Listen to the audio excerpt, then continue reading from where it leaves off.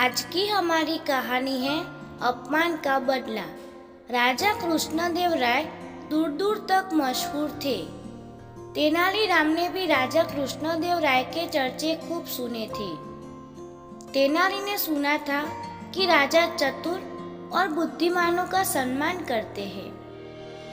इसीलिए उसने सोचा कि क्यों न राज दरबार में जाकर हाथ आजमाया जाए। लेकिन इसमें एक अड़चन भी थी कि बिना किसी बड़ी मदद के वो वहां तक पहुंच नहीं सकता था।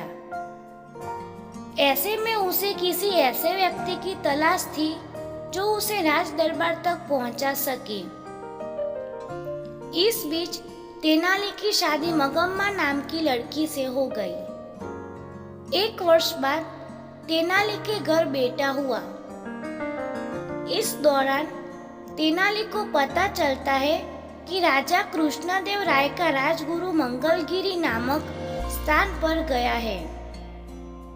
तेनाली वहां पहुंच जाता है और राजगुरु की खूब सेवा करता है और उन्हें महाराज से मिलने की अपनी इच्छा भी बताता है।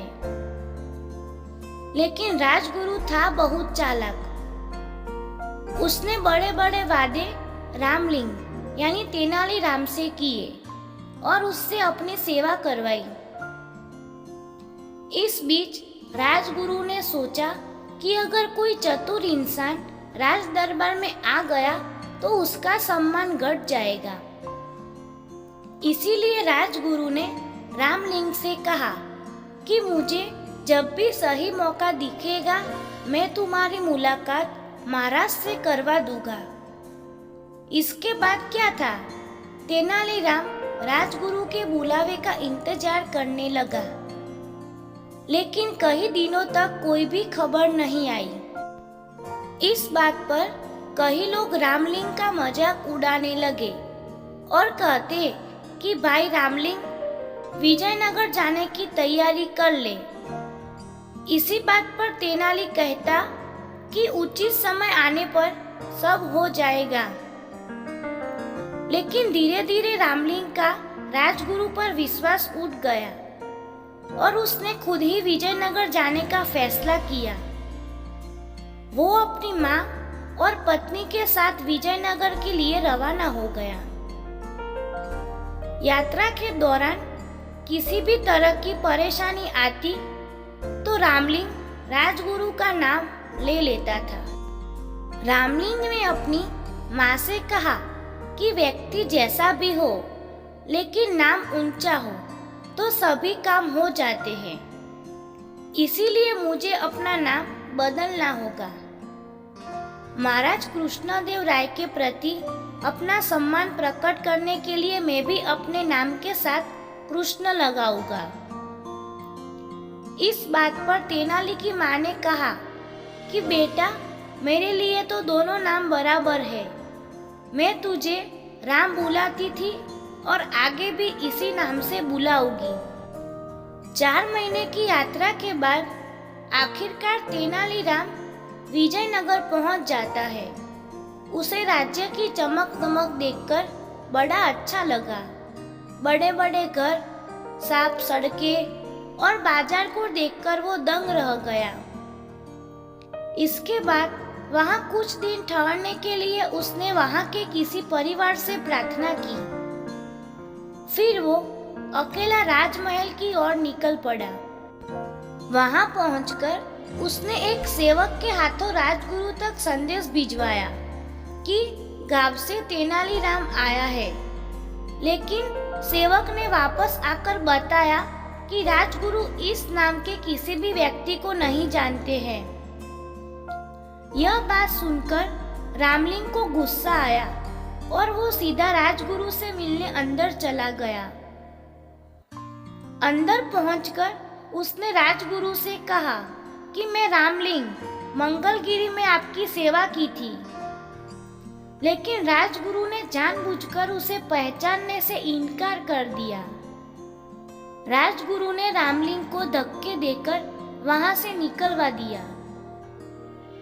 यह देख वहां मौजूद सभी लोग तेनालीराम पर हंसने लगे। तेनालीराम का इससे बड़ा अपमान आज तक नहीं हुआ था। उसने मन ही मन इस अपमान का बदला लेने की ठान ली, लेकिन इसके लिए राजा का दिल जीतना जरूरी था। अगले दिन रामलिंग दरबार में पहुंच गया। वहां गंभीर विषय पर चर्चा जारी थी। संसार क्या है, जीवन क्या है, जैसे सवाल किए जा रहे थे।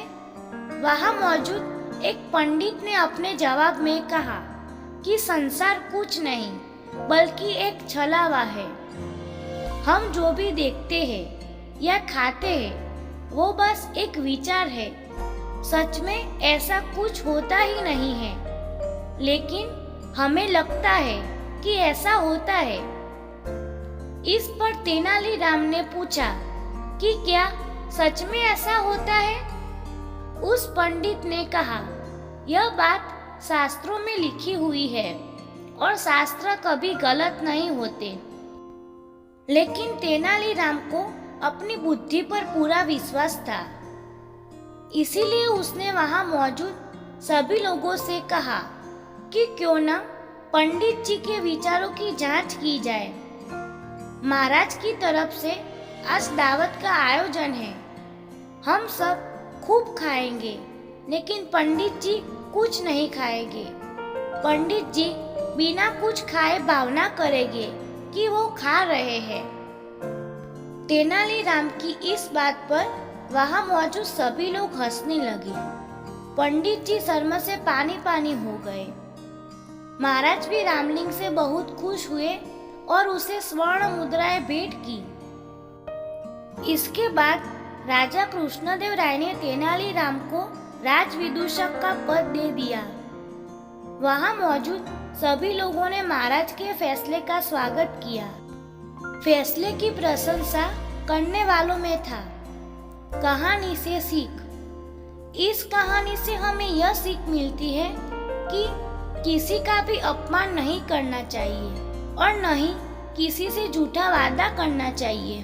दोस्तों, अगर आपको ये कहानी अपमान का बदला अच्छी लगी हो तो प्लीज मेरी वीडियो को लाइक और कमेंट कर देना।